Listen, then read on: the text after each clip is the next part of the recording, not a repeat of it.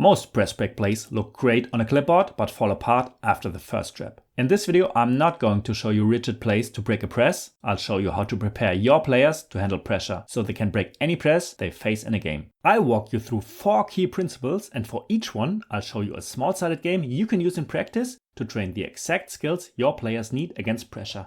And if you want all 4 principles organized into a simple press break framework, I've put together a free PDF you can download. Link is in the description. Let's get started. When we talk about breaking a press, it comes back to 4 core principles. If we can transition quickly from defense to offense, we often break the press before it even starts. That means fast ball retrieval, a quick inbound, and immediate decisions before the defense can organize. Presses are designed to speed you up and force dribbles into traps. We want our players to stay pass first, use dribbles only to create space or passing angles, and stay composed when pressure comes. Against a man-to-man press, our goal is simple: clear the backcourt and give our point guard space to play. Once the ball is inbounded, all other players sprint out of the backcourt so the ball handler can see the floor and play one-on-one. If needed, we can add a simple screen or drag screen, but the idea is never to run a play. Spacing breaks presses. Players need to understand where to move to help the ball, how to meet passes under pressure, and how to maintain good passing distances so the defense can't guard 2 with 1. Often, the defense doesn't even realize when the press is beaten. That's when we have to recognize the advantage and punish the defense by making quick decisions and converting it into high-quality shots. If there's no advantage, we stay organized, move the ball, and create the next one. Now let's look at how we can train each of these principles using simple, small-sided games. The easiest way to beat a press is to never let it get set. If we transition quickly from defense to offense, the defense often doesn't even have time to organize their press. That means fast recognition, quick inbound pass, and immediate decisions.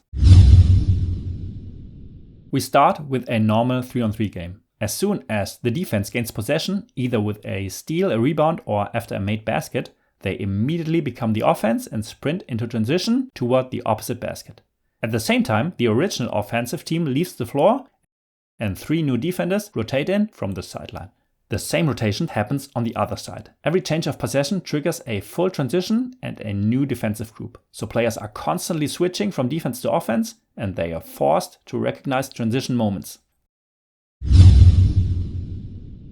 There's no reset, no pause. Players quickly learn that if they hesitate, the defense is already back and the advantage is gone. But if they react immediately, they often find themselves attacking before pressure can even develop.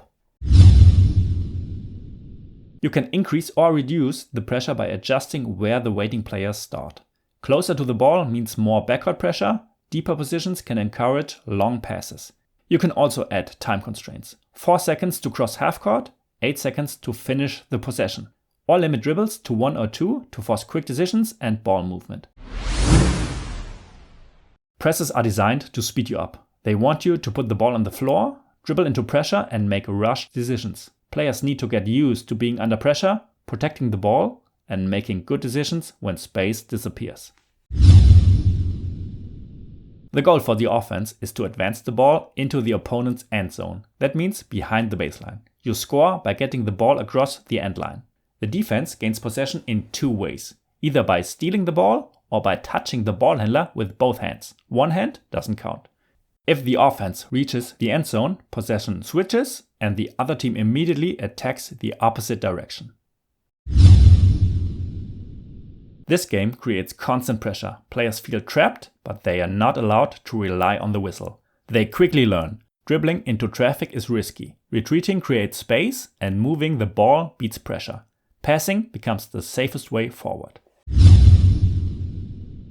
You can limit the number of dribbles to force players to stay pass first. You can add a time limit to speed up decisions, or you can send an extra defender after 3 seconds to simulate late traps and run and jump pressure. If you have the space, you can also expand the playing area or play sideline to sideline to exaggerate spacing and decision making. Presses punish bad spacing, so players need to understand where to move, how to create passing lanes and how to receive the ball under pressure. We start every possession from the same setup. There's one inbounder behind the baseline, guarded by a defender. All other players line up at the top, outside the 3-point line, alternating offense and defense. Once the first player starts to move, the player behind them is allowed to go. From there, we play live. Every change of possession resets the game back into this same starting formation. Because everyone starts from the exact same spot, spacing becomes a decision, not an accident. If players cut to the wrong areas, they clog space. If they drift or hesitate, passing lanes disappear. They quickly learn that where they move is just as important as how fast they move. You can now tell the defense to play a specific press, man-to-man, diamond, or any zone press you like. For the offense, especially against zone pressure, a simple spacing reference works extremely well. Sideline, middle, safety. One player stays wide on the sideline, one flashes to the middle, and one stays behind the play as a safety. That spacing forces the defense to choose, and no zone press can take away all three options at once. Limit dribbles to prevent players from escaping poor spacing with the ball. Require players to meet every pass, no drifting or waiting. Or restrict scoring unless the ball has touched at least 2 of the 3 spacing spots: sideline, middle, or safety. Very often, the defense doesn't even realize when the press is beaten, and that's the moment where games are decided.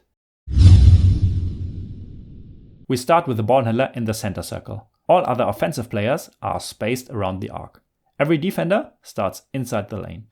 As soon as the ball leaves the center circle, either with a pass or a dribble, the game is live. The offense now has a clear advantage and must convert it into a high-value shot. Only layups or catch-and-shoot threes are allowed. Any contested shot is an automatic turnover. This forces players to understand. Having an advantage doesn't mean forcing a shot, it means creating the right one. If the offense can't convert the advantage and loses it, they must recognize it and immediately flow into their normal half-court offense. Once the advantage disappears, a new trigger must be used to create the next one. To exaggerate the situation, you can start the on-ball defender behind the ball handler in the center circle. That creates an even clearer numbers or positioning advantage. Breaking a press is not about memorizing plays. It's about preparing your players to make good decisions under pressure. If you train these 4 principles with game-like small-sided games, your players won't panic when the press comes, they'll recognize it as an opportunity.